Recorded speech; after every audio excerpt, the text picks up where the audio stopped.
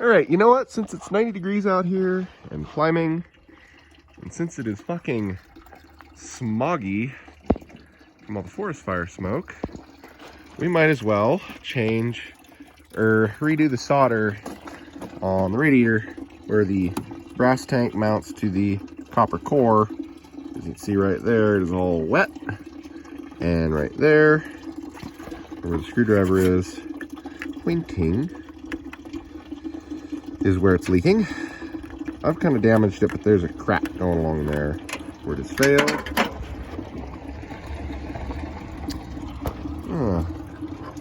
The owner just drove by. It's awfully nice. Love her. She's a great lady. She and her husband. So, as you can see, there's a new hose clamp because I was in here before and I redid the solder back here. And you can see exactly where I got to and then where I didn't solder along. And I'm just going to go through and whizzy-wheel all this shit and then redo every last bit of solder on this. I'm going to undo these solder joints here and then fucking redo them. It's going to be a pain in the ass. It's going to take me all day, but whatever, you'll get to come along on this journey. Clamp off your upper radiator hose, and then mine, I just use a screwdriver with a shitty end that I've jimmy rigged. And then take it and pry and pry and pry, and you can use a pick to work your way around it. I've had this off, so mine came off pretty easy. Yours probably won't. These diesel cooling systems are kind of a bitch. You'll also want to take the little hose clamp off here that secures your overflow line, and then pull that guy out and just set it off to the side. Oh, it's leaking coolant. That's not an environmental hazard. And then hose clamp and one of these. You need to pop the radiator cap off. Well, I mean, you don't have to, but it's not going to drain very well if you don't. But anyways, pop it off before you undo. Ooh, there was a lock there. Ow. Before you undo the outlet. And that's just a thumb screw, hollow thumb screw. And I undid this guy first because it takes a minute for it to drain all like 4 or 5 gallons of coolant or whatever the hell this thing holds. Oh Jesus, yeah, she's up to here. Might have to go get another bucket. Now that we have another bucket, what you're gonna want to do is there's these 30 cap screws that come in from the engine bay side, and there's one up top. Oh, that's a battery cable. There's one up top, and then one down below down there. You're gonna want to take those out. I believe they're 10 mil. Somebody else has put some 3/8 in here. This truck is kind of a fucking mess. I suppose a fella could also take off the fan clutch here, left-hand thread, so it's righty-loosey. If you ever have to do one of these, they're put on with red thread lockers, so you have to heat them up to whatever, 400 degrees Fahrenheit, I think, or like $180 centigrade before the thread locker will even start to let loose. But I don't know. I ain't a material scientist, chemical engineer. So anyhow, we're going to take this fan shroud off, and then we can take out the bolts that hold 1, 2, and then the other side's more of a bitch with the battery in the way, and you can take the battery out. 3 and 4, but I mean, honestly, there's these access holes right here. Once you get this fan shroud out, so we're going to get to that and stop talking. Die deutsche Leute haben ein sehr gutes Auto gemacht. Auch wirst du eine big funnel like this for putting the coolant back into the radiator when you're done. This little funnel's for sieving oil. I've been burning used engine oil in this truck. I'll put 2 to 4 gallons in it every time I fill up the tank. Those are all the old jugs that I have kicking around. And then this is the kind of sieve system that I have. That's the old jug, or the shitty stuff that, you know, collects in the bottom. But this is just a flow tool portable fuel filter. I think that's the part number. And yeah, just filter it into these jugs and then dump it in. It seems to love it. It probably helps with the lubricity of the fuel. I did watch an interesting thing about a week ago on fuel lubricity and additives that have been in place. There's like 4 different generations of additives that have been put in diesel since the late 1980s. And I mean, the modern diesel fuel is just fine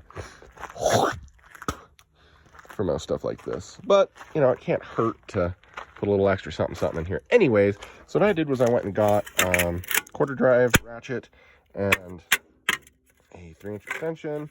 I probably need my 6-inch, but I've got an assortment of sockets, 9, 10, and then 5/16, 3/8, and, or no, 7/16, 11/32, and 3/8. So, because I know it's a mishmash. So we're going to get these bolts out, and then we'll go ahead and shove that fan shroud back and just hang it on the fan. And it's going to be kind of a pain in the ass, but it's better than trying to dick with that fan clutch. Well, since this thing just drips all over the fucking place because Ford can't design a core support, I had to place 2 buckets. This one's a secondary catch bucket. Anyhow, all right, let's get to that. If you're doing this in a rusty area, I would highly recommend dousing this shit down in PB plaster, because these are going to get a lot of salt spray, excuse me. God, I love the way the forest fire smoke looks on the mountains. You can't see it as well, but normally we can see about 50 miles to the north here, and it's just a haze. And the sunsets are so pretty, but it is miserable to breathe. But I don't know, a lot of people bitch here. They're like, oh, it's so hot, I can't work outside, I'm literally dying. I'm like, brother, you've never worked in like Georgia in July, you know, or fucking Minas Gerais and Brazil, you know, where it's just 98 degrees and it's 98, you know, like this up here, oh, I sweat like a dog, and it's good, you know, you can sweat out the beer, but like, it's always dry. It's never, well, in June it can be kind of humid, but it's never that hot. Like, I don't know. I'm bitching about people bitching, which is kind of ironic, I guess. Kind of funny, and should tell you a lot about who I am as a person. It's okay. Now is also a good time to inspect all of your hoses, all of your belts, everything else that's in the engine bay. And if you have a, what do you call those? Like, it's kind of long and it's got the little quarter drive out of it, and it's, you know, the hand tool like a powered ratchet. This will go a lot faster and will be a lot easier. I'm just a cheap motherfucker and I won't buy anything like that. What's the saying? He would never buy anything that he thought he could get for free or for cheaper. And the for cheaper I added in there, but yeah, I don't remember what that's. It's from some book or something. I don't know. Oh yeah, The Log from the Sea of Cortez. I'm currently reading that. Steinbeck wrote that in like 48. Pretty good book. Highly recommend it. The intro bit about Ed Ricketts is pretty fun. I like that. And I guess my old man's biology major, so he really likes it because Ed Ricketts was a marine biologist, you know. And yeah, just a cool book. Cool snapshot of the Gulf of Baja California, or the Sea of Cortez, as it was known in the olden days. Before, you know, commercial development, shipping, agricultural effluent from the Salton, or what created the Salton Sea, really one of those ancient Pleistocene glacial lake, or glacial outflow lakes, you know, there in the Basin Range province. Look at that hay, or look at that pasture grass, man. Stuff's just beautiful.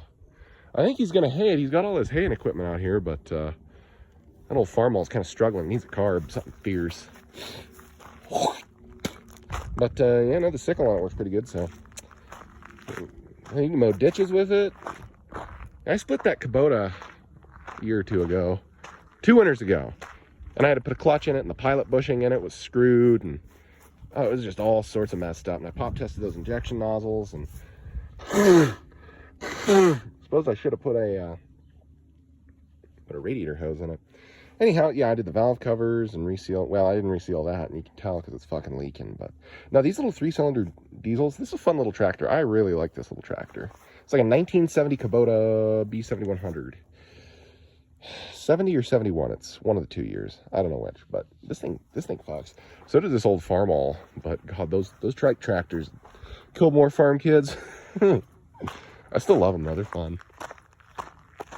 Just greasy stuff. I think that one's from the 40s. I think this one's from the 30s. I think this is like a 1935 Farmall. Either way, kind of cool. Just a greasy old gasser. Oh, this one's actually got a seat on it. Yep. All right, Husqvarna K760. Information. 4cc 2016. Huh. I have no clue. I rebuilt this saw fucking twice because somebody run it without goddamned oil I know what happened. So I did it on warranty the second time, and I had to eat $200 in parts and, you know, fucking 5 hours in labor, whatever. It's not a big deal. That's not very much. Yeah, here's the oil sieve setup. Just cleaned her out, and this is the oil out of der Deutsche Auto. So, yeah, you know, like a GoPro or something here. I'm gonna show you, but you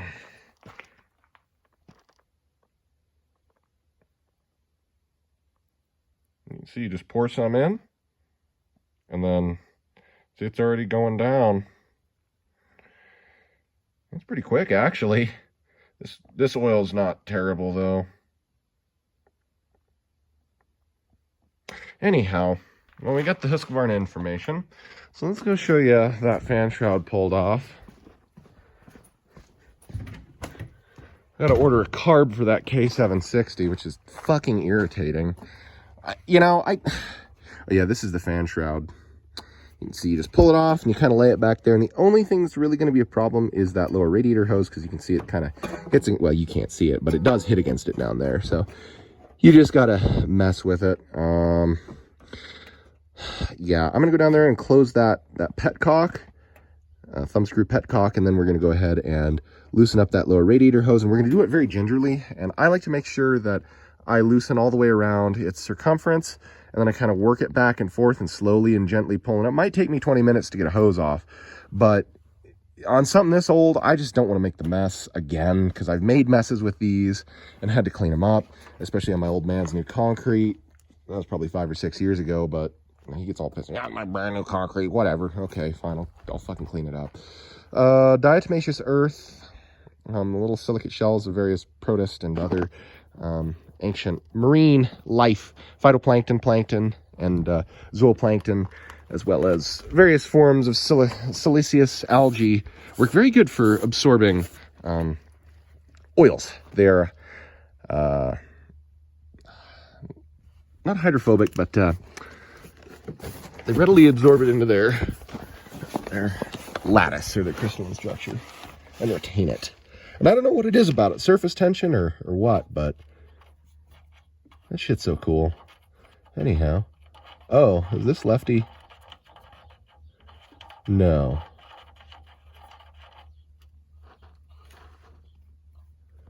Okay, I think that way is correct, because I remember I just loosened it.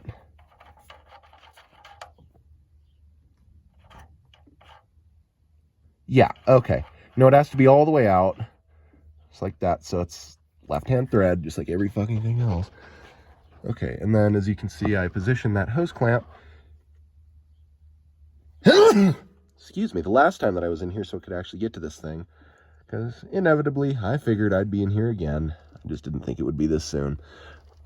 Get about 40 years out of this solder, which is pretty damn good, to be quite honest, but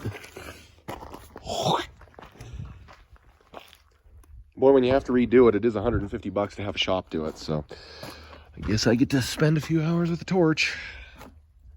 That, ladies and gentlemen, is some greasy fucking coolant. Look at that oil slick. Kind of reminds me of the Exxon incident that happened there in the late 80s. Okay, so what you're gonna do is come up and under your hose clamp.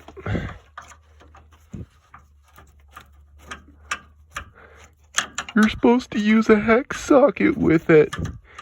Yeah, well, I don't want to figure out what size hex socket this is. Here we go, and I just give her a shove with the screwdriver, and that I shove on that. Sorry, you probably couldn't see a fucking thing, because I was filming the right there, wasn't I? Yeah, I was. That's okay, I'm retarded. Anyhow, you all know that. Next things next. As you can see, this hose has been off very recently. So we're going to position the bucket underneath of it, and then I like to just kind of hold it here for a little bit and kind of position my body out of the way. And then, all right, there she goes. And then you can take that hose clamp off if you don't want to drop it in your bucket of coolant. I don't know, it could be a little quirky and fun to drop that hose clamp. All right, so the other night I was listening to KGLT, and by the other night I mean like a Thursday 4 weeks ago. But anyhow, I was listening to Kelly Rose, I believe was her name.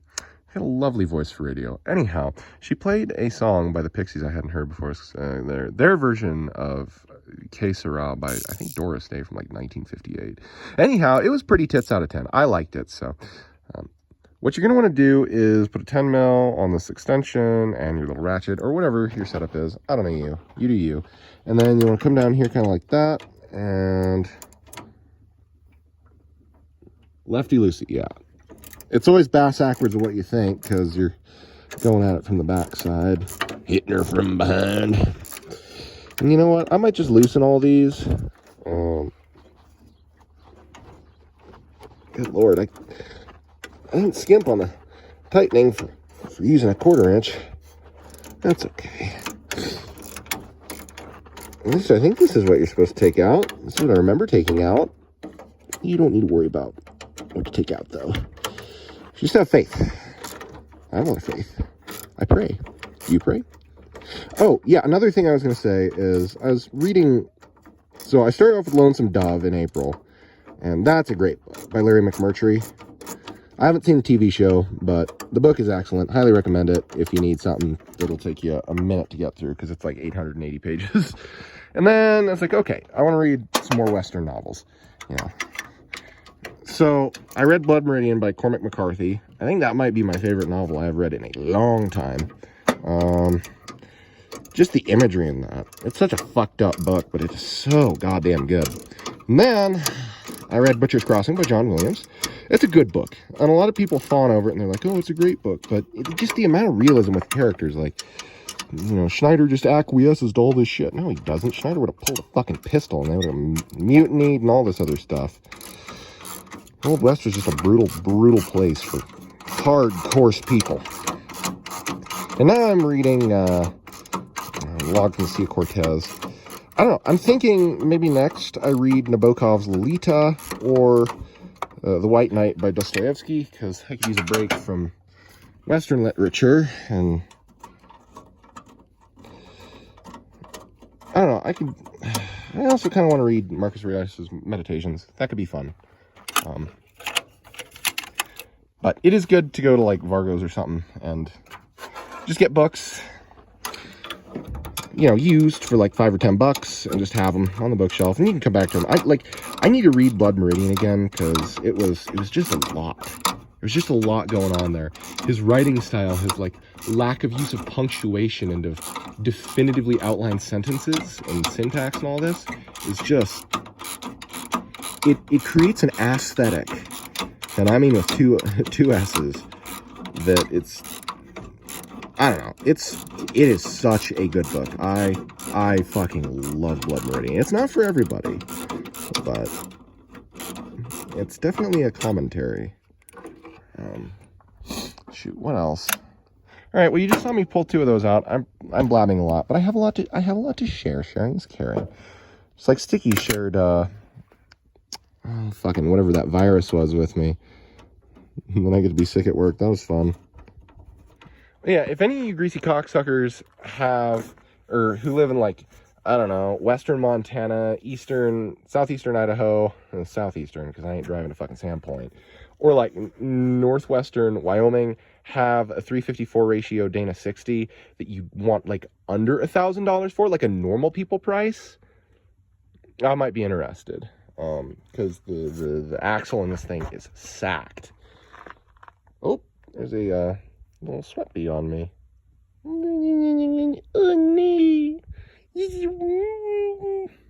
Look at it. It wanted to daub. Anyhow, yeah, I keep seeing these people listing these fucking Dana 60s, and they got leaking axle seals and leaking pinion seals, and the bearings are fucking shot on them, and they don't come with brakes, they don't come with springs, they don't come with any of this shit. Like, I want $1,800 just for the axle. And then I look at like you know, honestly, what the hell that was, you know, getting a Dana 50, like a TTB 50 for this thing, and just replacing the leaf spring bushings might be the way to go. Because I don't crawl off-road with this thing. Well, I bagged the fuck out of it, but like, oh, look at the male excellence wear on those tires. Anyways, I don't need a Dana 60, but it would be nice because twin traction beams are fucking just a pain in the ass to fuck with. So, anywho, yeah, just thought I'd put that little PSA out there. Get yourself a step ladder for this step. As you can see, the radiator is loose. God damn, it's full of bugs again. Well, I ain't washing it out. I already washed it out once. And I think she just sets down in there, so I don't think it's in danger of falling unless you were to like try and shove it that way, and then it would fall down in there, and then you could bung the fins up and whatever. But this sucker's heavy. It is not fun to pull out, and it's better if you can do it with 2 people. I don't have that luxury, but if you do, more power to you, because it's kind of a pain in the ass. Also, I don't know if y'all watch Flesh Simulator on YouTube, but highly, highly recommend. I mean, homie takes a minute to get to his points. Kind of like me. This will be a fucking 48-minute video, won't it? But you know what? I don't care. I have a lot to say because I like to hear myself talk, and, well, I'm retarded, so... But no, yeah, just good write-ups on a lot of, like, really evil shit that the, like, federal government and CIA have done. So, yeah, that's pretty cool. So you're probably going to have to undo your battery connection, and, well, I had to undo mine, so, because as you can see, it's going to get in the way of this part of the radiator support. So this is a 1/2 inch, and I used a 1/4 inch drive socket. And I loosened it, and then what I do is I take a hammer and a screwdriver, and I fucking beat on these battery terminals to separate them. You're gonna damage me. I mean, fucking look at that thing. It's probably as old as the truck is. Anyhow, I want to put something over it to insulate it, and then maybe we'll just shove her off to the side or something. You really don't want to have it touch ground. Well, it's so weird that everything's negative ground, but, you know, it was kind of a 50-50 chance in the 1700s, so I don't blame it. Well, after beating that apart, the copper, I think, is forming like a copper pentasulfate, if I remember right, which is what that blue shit is. It's the stuff that you find in chem labs, and it's a hydrous...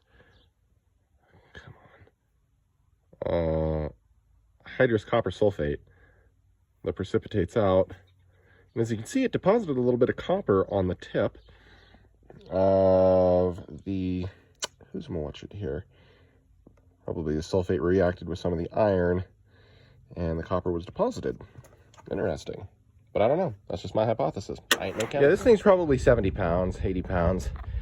And, like, all this shit just spilled out. It spilled all the way down my fucking leg. Like, I hate working on cooling systems because they're never fucking clean. They just spill fucking everywhere. Of course, you can cap that bottom, which is what I probably should have done. Like, God damn it, they just get fucking everywhere, and it pisses me off. Okay. Well, that's radiator out. Need to do a front seal or something. This would be a good time to, well, I think you got to do the front seal from the back of the timing. Never mind. But if you got to do anything up here, good time to do it while the rad's. And here's some of the kit that I got. I got 2 rolls of solder. We're probably going to go through all of these and need more. Then I got wire wheel and nylon wheel, shit for flux paste, drill gun to clean up where we're going to solder, and then I got the actual flux paste, don't mind the magnet, and then 2 torches, 1 MAP gas, 1 propane. I don't have any oxygen with it, so it really doesn't matter, but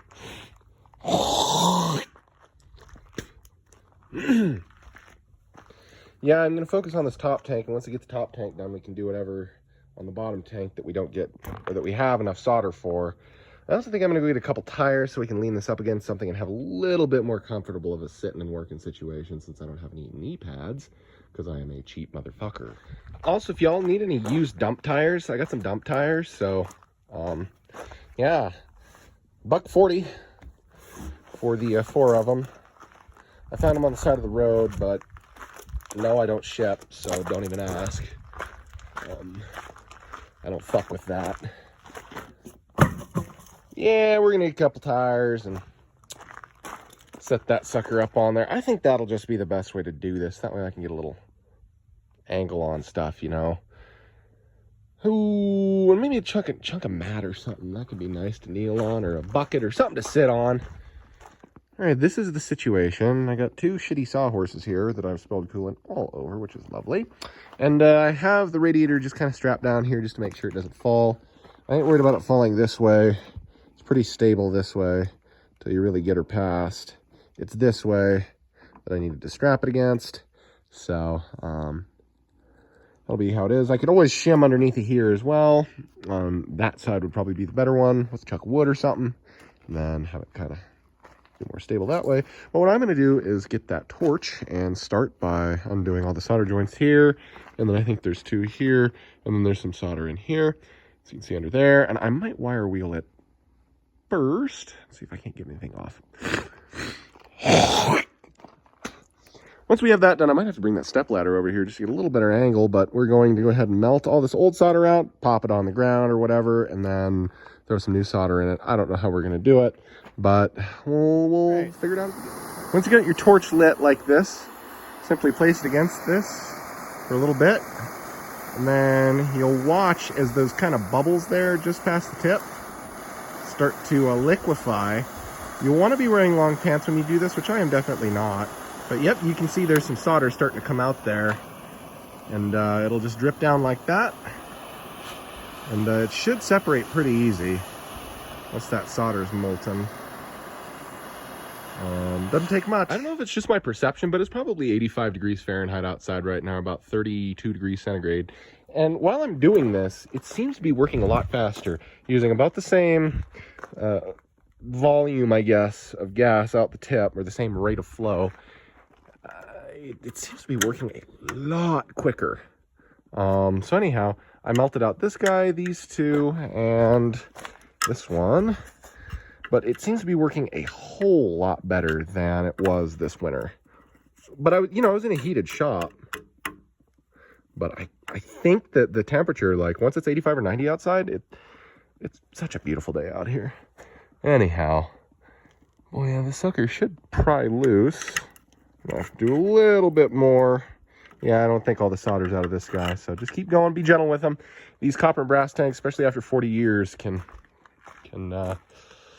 get eaten through, can get pretty brittle. So, I mean, hopefully I don't need a new tank. If I need a new tank, I'm just fucked. So, it's definitely a project truck. God, I wouldn't mind putting this thing on a Dana 60 and getting rid of the 2-inch blocks in the back from the factory and putting in the 4-inch blocks like they had on the 350s.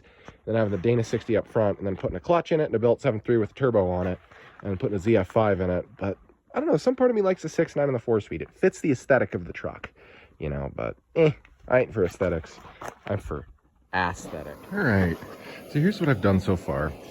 Right here is where it was leaking. You can see there's some black shit down in there. I've gotten it mostly clean. So the first step is to take the torch or the heat on a section. So you can see I haven't taken the solder out here yet.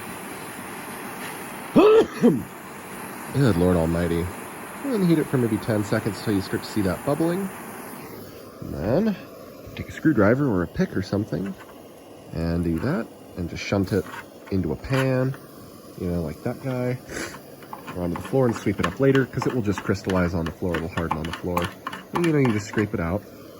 And once you've done that, you come back and you heat it a little more until you just start to see a bubble in there again. And then you take a pick or something smaller, come back through and clean it out. And then come back through one final time with a brush and really scrub. You want to wear a long shirt and long pants and safety glasses. As you can see, pretty good. All right, so you see that red goop that I have on here and how clean all this is. Doesn't have to be perfect. This radiator is 40 years old and I am not a professional repair shop for radiators. This is for me. This is the part number 38125 Forney Flux Soldering Paste. Works a lot better when it's warm out. It's actually almost a liquid at this temperature. And as you can see, liberally apply it. Kind of shove some down in there. The flux paste, just get a little bit on the tip, will serve to draw the solder down in, and the solder will burn off the flux as it replaces the flux wherever it has gone. Another little dab. And this over here is still pretty warm, so we're going to be kind of ginger. Try not to burn my shitty little polyester brush here. And I'm probably not going to solder all the way down to each of these ends, especially that end. This end I'm less worried about. The curves seem to have held up a lot better than the straightaways. I suspicion there's a lot more movement in the straightaways than there are in these more confined and reinforced curve areas.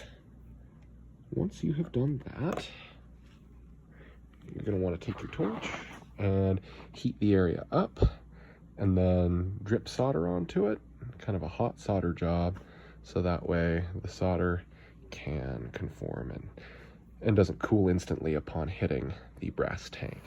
All right, so as you can see here, I have done a, ooh, that is very warm, a little bit of soldering. I'll burn my arm hair off. I've soldered this section, and what I'll do is I'll occasionally just use the flame to push that solder up towards the, or push the flux up towards the molten solder, and you can actually see it kind of deflate there a little bit. So let me go ahead and heat up an area just for a moment here. I should be able to drop just a little bit of solder onto it. All right, she's hot enough now, so I can probably, no. Well, I can't do this two-handed, so you'll just have to trust me. See, what you'll do is, if you're right-handed, take your left hand, hold the torch, heat the area, and then dab solder in slowly, and then once you have a bunch, kind of...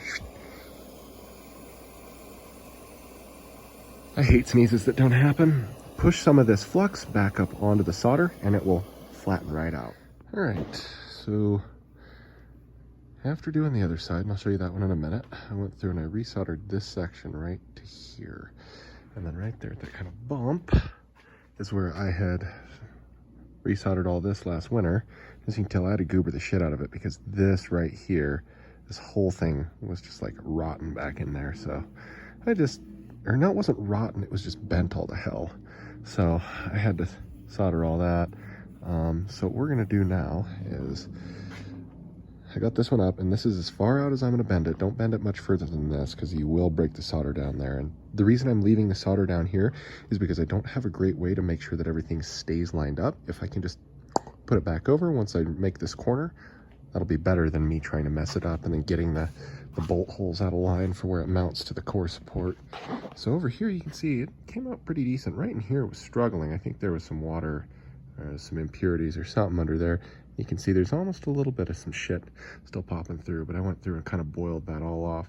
The rest of this, I mean, it's not super pretty, but let me grab a brush here. We can probably clean everything up a little bit. Not that I care about it, I really don't. The cosmetics of this is not why I'm doing it. It's just because I can't afford to keep having my truck break. It's a good truck. I like my truck, but it's not a good only vehicle for commuting like tens or hundreds of miles, which I do regularly, so that's a thing. But you know what? It served me well. Let's go ahead and wipe this guy off. Fucker. I think with some brake clean, it'll clean up nicely. But yeah, you can see it's got good adhesion. There's some porosity here. I might hit that with a torch again. Just make sure that everything sits flat and hits up and kind of wicks up the tank, as well as kind of coming over to the ledge here. And that should be how to resolder one of these. Oh, I gotta switch this over. Once I get that corner done, resolder that, and then take this and pin it down, and then do this corner, and then flip it over and do the bottom. But I'm gonna run out of solder, and oh, it's a whole thing. So. Secondary alteration by hydrothermal fluids of the host granite diorite within the tobacco root batholith led me to the conclusion that every day when I wake up, I must thank God that I am not French. This bear is gonna touch your child. All right, well, I guess we switched setups because this is easier, I don't know. But yeah, 2 tires, one on the floor and then one behind it. Need a lighter, of course. I already stripped all the bullshit out with my pick. Just took my pick, a little bit of fucking gas, and then stripped the shit out. And then I cleaned it with a wire brush. Now I fluxed it, and I guess we're going to do the whole bottom of this thing since the fucking bottom is leaking too. And I should probably redo the inlet and outlet tubes, but I am not fucking with that right now. Because I've already fucked with... Well, you know what? I could put it on the bench fight, or on the sawhorses out there and then do it. And, but you know, I don't really want to dick with it. Anyhow, we'll see how this goes. I'll show you at the end. All right, so we're finally done soldering this stupid motherfucking radiator together. This has taken me like 8 hours. So if you're gonna do this, prepare to put in some fucking time, because it's a miserable bitch if you don't work at a radiator shop. Because you gotta get all the old solder out, and then you got to get everything that you're going to solder to pretty damn well perfectly clean. And you have to position everything correctly, and you have to undo all these joints. And I ended up having to resolder this fucking thing, because when I was trying to clean this one out, half the solder melted out of it. And it's, like I'm saying, be fucking prepared, because this is not like a quick project. Getting the radiator out is about half an hour if things go according to plan. And putting it back in is about half an hour if things go according to plan. But, as you know, everything always takes 4 fucking times longer than you think it's supposed to. So, yeah, that is not how I wanted to spend my fucking Saturday evening. Making money would have been better, and doing something fun would have been, like, you know, nice and good. But no, I get to keep working on my sacked out pile of shit. I think I'm done buying old trucks for a while. I'm so tired of being broke and just having things fuck off over and over and over again. Yeah. Need dump tires? Look at them. There's 3. And there's a 4th underneath that one. So, yeah.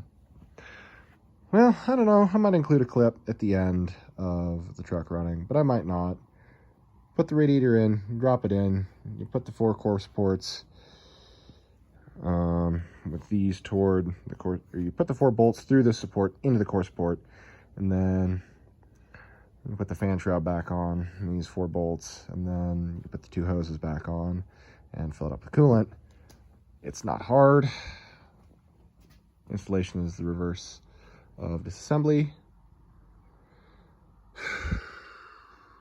Well, I think that's about it. Sayonara.